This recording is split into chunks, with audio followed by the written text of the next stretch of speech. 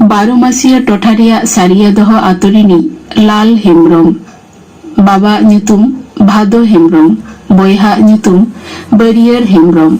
भारत छाड़ो लड़ावनारे नुकिन बानार बयहा एनेम आडिगान दुमका रिया मित मारांग जनसभा रे भारत छाड़ो लड़ावना सपोहते थुती लेदाय लाल हेम्ब्रमा आयुरते नोआ लड़ावना रे आडिगान सान्तार हपन को सेलेद लेना जेलेका नागरी टोहा आतोरिनी खादू टुडू खिजुरडांगा आतोरिनी लकदा मुर्मू पाथरायरेनी चाम्पाई मुर्मू खुड़ीडिरेनी प्रभु हेम्ब्रम पाथरियारेनी सुराइया मुर्मू पाथरदहरेनी भादो मुर्मू और मातला सोरेन जबरदारे हर हपन कोआ मित मारांग जनसभा हुई सेटलेना नोआ सभारिनी आयुरतेनी लेकाते ताहेकानाय लाल हेम्ब्रम नोआ सभारे ठाड़गोटा होयेना जे दुमका रामपुर हाट सड़क रेना सेतु और कालभार्ट रापुट गिडिका होयोआ चेदा बांगमा सान्ताल पारगाना साला जोगाजोग रिया नोआ गे मिट्टांग हर डाहार काना टेलीग्राफ रिया तार गेद गिडी काते जोगाजोग रिया झोतो डाहार गे चाबाका रिया को कुरुमुटु किदा नौकाते इंग्रेज सरकार आदि हारकेत रेको पारावेन खान लाल हेम्ब्रम को साब होचो लगित पुरस्कार को घोषणा किदा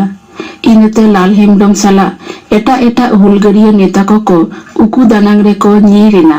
लाल हेम्ब्रम बांको साब दाड़ियादेते इंग्रेज सरकार आय बाबा भादो हेम्ब्रम को गिरफ्त के दिया नौकाते दो इंग्रेज सरकार कोनो लाभ गे बांग होइलेना बरং आरहो नावा नावा हुलगरिया बीरबांटा को बेरेदेना इंग्रेज को गबल खन भारत आयो बांचाव लगित दिसम रे फुरगल आगु लगित नुकु दको होयक काना डाकजल आतोरिनी चांदराय टुडू सरायदह आतोरिनी भीमू मुर्मू और पाटसुर आतोरिनी मुंशी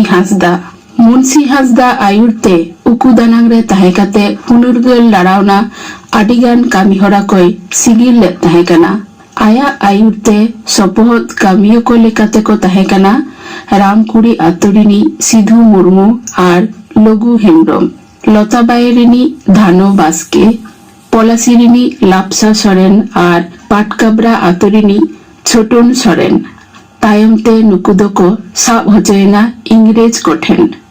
आर को जिहल केत कोआ 1942 साल रेना 6 नवेम्बर लाल हेम्ब्रम आय साला गड़ सपोहत हुलगड़िया बीरबांटा को आते पक्षी बांग्लो को आतार किदा नोआ खातिर इंग्रेज पुलिस को ठेन को साब होचेना मेनखान जहां लेकाते के ओंडे खन को नीर दाड़ियादा पुलिस साला आडी आट लड़ाई रे बीरबांटा को घलेना बीरबांटा लाल हेम्ब्रम और मुंशी हांसदा बाबते पे आजब केदा।